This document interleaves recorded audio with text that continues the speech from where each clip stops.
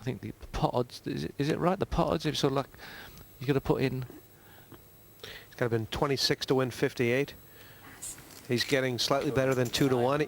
He must have reckoned if he was up against a better ace, he's just under 3 to 1. I don't know. I think a lot of people would have called, it seems like, but obviously if he had known Peter's hand, he would have called. Yeah. He didn't consider that Peter was capable of bluffing there, did he? No, and probably rightly so in a way. Why would the guy bluff in this position? But it was a last gasp event from Peter, and bravery gets through there. Oh, I don't know. You know, with an ace, can you call with an ace? It's a low kicker, just a little bit too low. Perhaps if it was an 8 kicker. To the bottom, it's time to climb back up again now. It was such an unexpected play. It was brilliant. I mean, we've been watching all Peter's cards, and we didn't expect that. Well, possibly Andy Parra just didn't have enough chips to warrant taking a hit himself, but he could have done everybody else a favour there. I'd like to see it if he knew what the cards were, but I'd like to see a top player. I'd like to see what Yanni would have done in that situation. There was a very similar situation last week with John Houston 16 total. facing a decision against Eddie London, and Houston folded, and all the other players, Barry, Dave, Ian, said that John should have been calling. But I think there is this sense when you get in this situation that you don't want to do other players' dirty work, especially if you are the second lowest stack. Yes, and of course, as can never be reiterated enough, when you can see the cards, you tend to be an expert.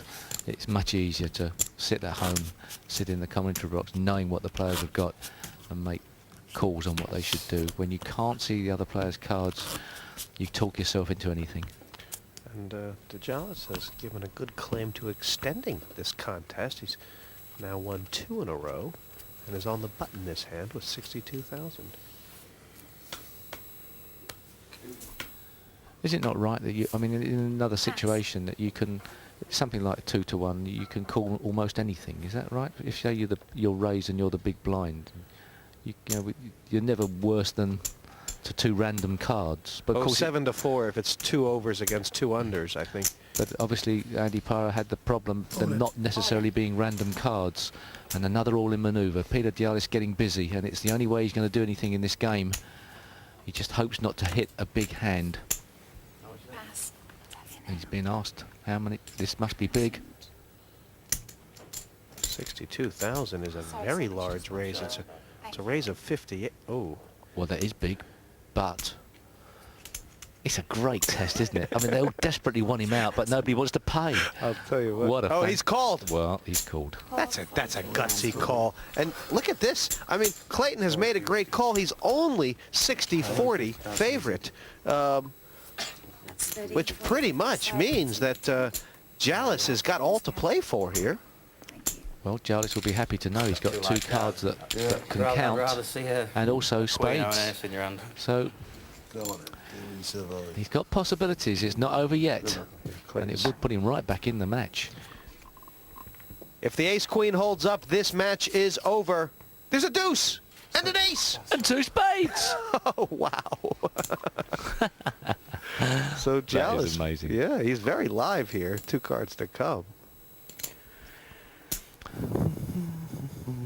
I guess he needs a deuce, a king, or a spade. Crossbar. It was black. Any spade, any king, any 2. 1 card to come. I'll go have a drink. Spade! Oh, yeah. Can you believe it? The river. A bad beat for Clayton. He's not the type of player to go on tilt, but you never know how things like that affect. How amazing is poker? The other 2 players, Yanni and Andy Parra, as sick as Dave Clayton. Everybody hoping Peter Gialis was walking out of the door and they were through to the final, and now they've got to go back and work some more. Well, that was a flop for everyone. World's Fair there, top pair for Clayton, but the pair and the flush draw for Gialis, which is a big draw. Spade on the river made 5 of them, and the flush has turned Clayton a bright crimson. And I mean, But he did have 14 cards, I think, to hit there. 14 cards on the turn of the river. It wasn't the worst beat in the world, but it still would have rankled in the throat. in hindsight, you know, it's easy to say, oh, Clayton shouldn't have called because he lost. But is there anything to think about there? I mean, if Clayton, knowing what Peter Jallis had, is it still an automatic call? There is a question there, isn't there? The problem is, just because you have great-looking cards, they're a favourite, possibly, but not when the 5 cards are out. And the difference is, you're going to see the 5 cards. Well, the good news for Clayton is that he still has average chips here. He's got about 130,000, and with the blinds only 2 and 4, if he can avoid that bonkers monster we were talking about earlier, he's still a favorite to go through. Yep, and they bunched up somewhat, and Sointu is still out in front. Raised. 12,000 total. Pass. Still keeping those raises around the 3 times the big blind mark. Pyra doesn't respect Yanni anymore. He just thinks. I thought, no, sorry, I thought he said another 10 there. Sorry, apologies. I thought he was going to I thought he was re-raise. re-raising too. He's just peeling a flop off here. And he's got 2 live cards, as it turns out. And attractive looking live cards to Andy. But he's a real bee-in-your-bonnet guy, this Pyra. Oh, well, Sointua might not like these. He might like the fact of getting to see Check. Both checked. a 5 come on the board and inducing a bluff of some sort. Although we know he doesn't slow play things. Now Pyra hits top pair. He reaches. How much? The pot's 28. 15,000. Sizable. Sointula gave the free card, and now it's come back to bite him. First time he slowed down, I think, isn't it? Or Sure seems that way. Pass. first time he doesn't seem happy with himself. I'll tell you, he's Nothing wrong actually very wary of Andy, and Andy seems to be like one of those bulldogs. He'll take on anybody, no matter what his size, and it's suiting him very well. Probably going to be quite aggressive as well. Everybody says it, nobody does it, but that's the only way I know to play. That's the way I was taught.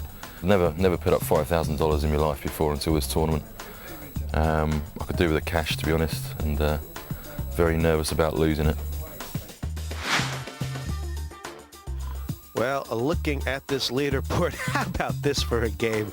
And who knows where this train is going to stop? It's hurtling down the track. Andy Pyra right now in first place, joint with Yanni Sointula.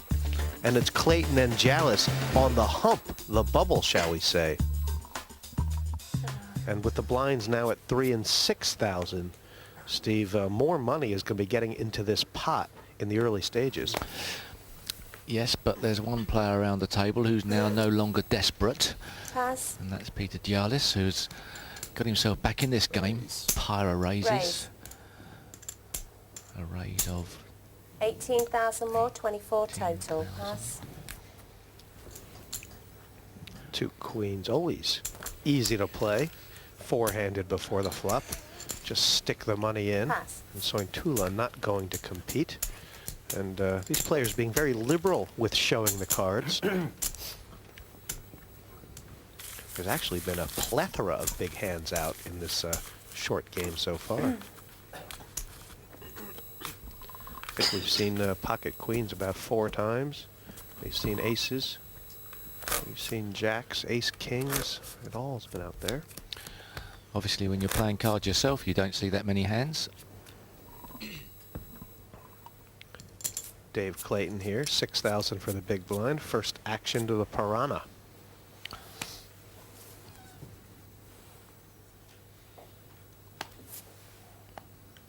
Pass. And Jallis has, he's really brought himself back in this game, Steve, with the all-in move. But now he has more chips than really. So all-in is not warranted anymore before the flop. Raise. No, and that dog sitting on top of the chips protecting them looks like he's gone into defensive mode. Do you think where the dog's put